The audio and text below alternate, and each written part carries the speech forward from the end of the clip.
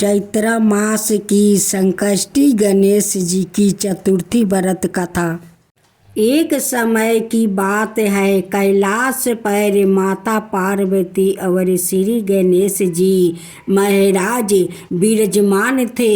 तब 12 माह की गणेश चतुर्थी का प्रसंग चल पड़ा।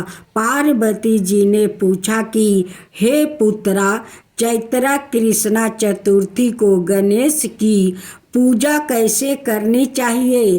चैत्र मास के गणपति देवता का क्या नाम है?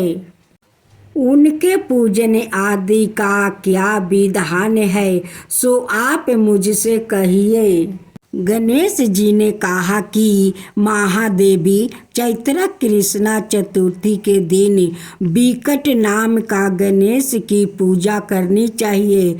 दिन भर व्रत राख कर रात्रि में षोडशोपचार से पूजन करना चाहिए। ब्राह्मण को भोजन के अनंतर सवाए व्रती को पंचांग पान करके रहना चाहिए। यह व्रत संकट नाशक है। इसके स्मरण मात्रा से ही मनुष्य को सिद्धि मिलती है। प्राचीन काल में सतयुग में मकरध्वज नाम का एक राजा हुए। वो प्रजा पालन के प्रेमी थे। उनके राज्य में कोई निर्धन नहीं था। चारों वर्ण अपने अपने धर्मों का पालन करते थे। प्रजा को कहीं डाकू आदि का भय नहीं था। प्रजा स्वस्थ रहती थी। सभी लोग उदार, सुंदर, बुद्धिमान, दानी और धार्मिक थे। इतना सुंदर राज्य शासन होते हुए भी राजा को पुत्र की प्राप्ति नहीं हुई थी। तत्पश्चात महर्षि याज्ञवल्क्य की कृपा से उन्हें कालांतर में एक पुत्री की प्राप्ति हुई। राजा राज्य का भार अपने मंत्री धर्मपाल पर सौंप कर विधि विधिवत प्रकार के खिलौनों से अपने राजकुमारी का पालन पोषण करने लगे। राज्य शासन हाथ में आ जाने के कारण मंत्री धर्मपाल धन ध्यान द्वारा समृद्ध हो गया। मंत्री महोदय को एक से बढ़कर एक 5 पुत्र हुए। मंत्री पुत्र का धूमधाम के साथ विवाह हुआ और वो सब धन का उपयोग करने लगे। मंत्री के सबसे छोटे बेटे की बहू अत्यंत धर्मपरायणी थी। चैत्र कृष्णा चतुर्थी आने पर उसने भक्ति पूर्वक गणेश जी की पूजा की। उसका पूजन और व्रत देख कर उसकी सास कहने लगी, अरे क्या तंत्र मंत्र द्वारा मेरे पुत्र को वश में करने का उपाय कर रही है। बार बार सास के माना किए जाने पर भी जब बहू नहीं मानी तो सास ने कहा, अरे दुष्ट, तू मेरी बात मान नहीं रही है। मैं पीट कर तुझे ठीक कर दूंगी। मुझे यह सब तांत्रिक अविचार पसंद नहीं है। इसके उत्तर में बहू ने कहा, हे सासू माँ, मैं संकट नाशक गणेश जी का व्रत कर रही हूँ। यह व्रत अत्यंत फलदायक होता है। अपनी बहू की बात सुनकर उसने अपने पुत्र से कहा, हे पुत्र, तुम्हारी बहू जादू टोना पर उतारू हो गई है। मेरे कई बार माना करने पर भी वो दुराग्रह बस नहीं मान रही है। इस दुष्टों को मार पीट के ठीक कर दो। मैं गणेश जी को नहीं जानती, यह कौन है और इसका व्रत कैसे होता है। हम लोग तो राज कुल के मनुष्य है, फिर हम लोग की किस विपत्ति को ये नष्ट करेगा। माता की प्रेरणा से उसने बहू को मारा पीटा, इतनी पीड़ा सह कर भी उसने व्रत किया। पूजनोपरांत वो गणेश जी का स्मरण करती हुई उसने प्रार्थना करने लगी कि हे गणेश जी, हे जगतपति, आप हमारे सास ससुर को किसी प्रकार का कष्ट दीजिए। हे गणेश ईश्वर, जिससे उनके मन में आपके प्रति भक्ति भाव जागृत हो जाए। गणेश जी ने सबके देखते ही देखते राजकुमार को अपहरण करके मंत्री धर्मपाल के महल में छिपाकर रख दिया। बाद में उसके वस्तु आभूषण आदि उतार कर राज महल में फेंक दिया और सवाए अंतर्ध्यान हो गए। इधर राजा ने अपने पुत्र को शीघ्रता से पुकारा, परंतु कोई उत्तर नहीं मिला। फिर उन्होंने मंत्री के महल में जाकर पूछा कि मेरा राजकुमार कहाँ चला गया है।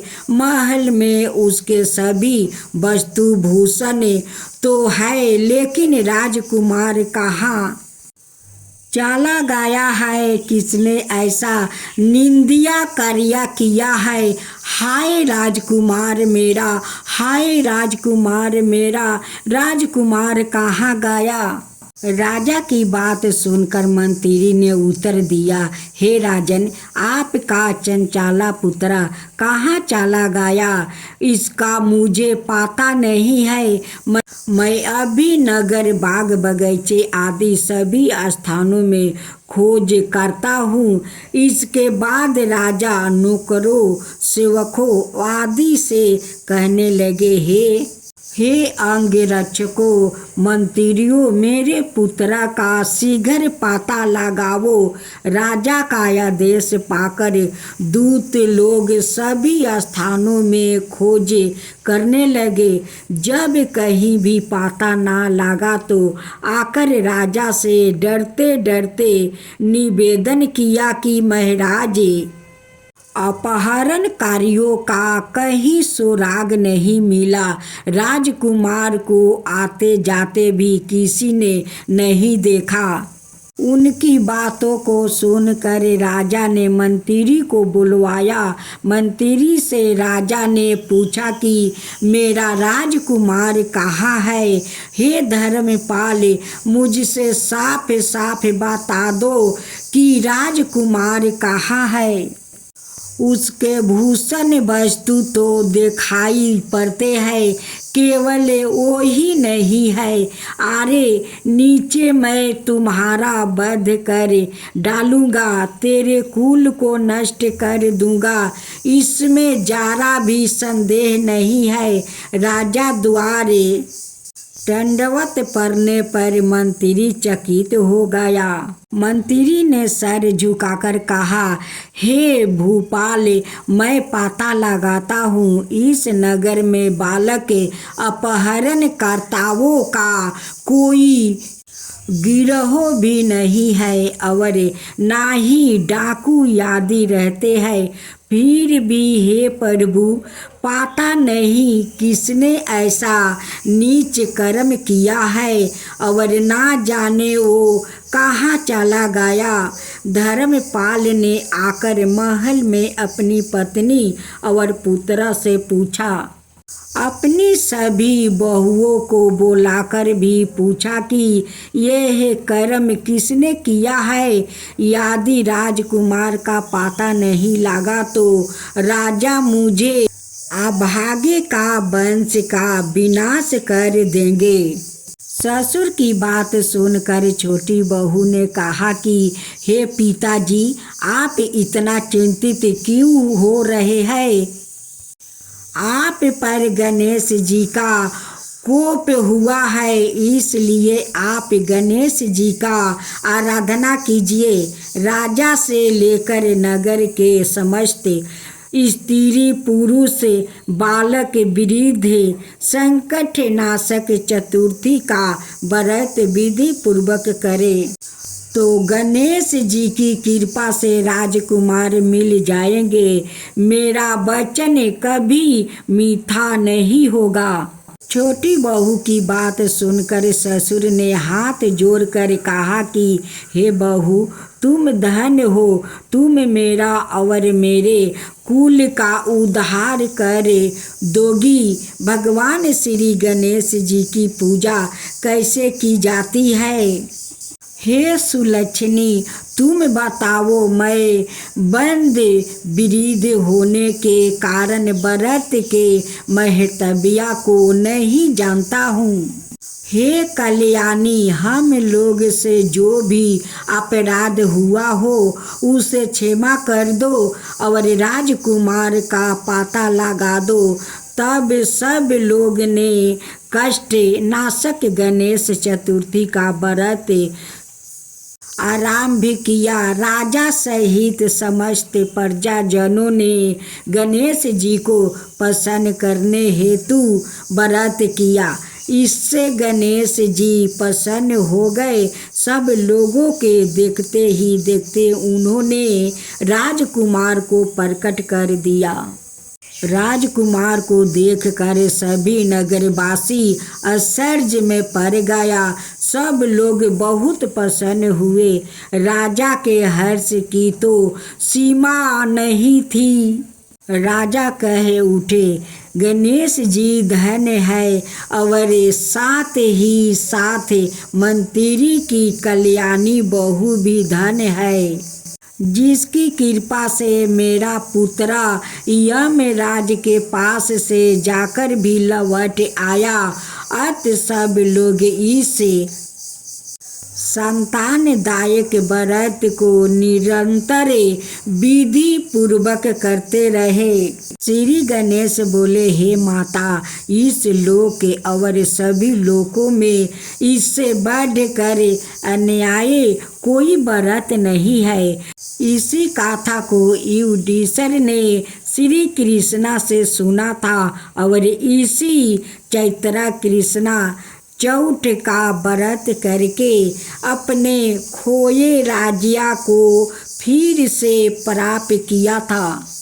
गणेश भगवान की जय हो। गणेश भगवान की जय हो।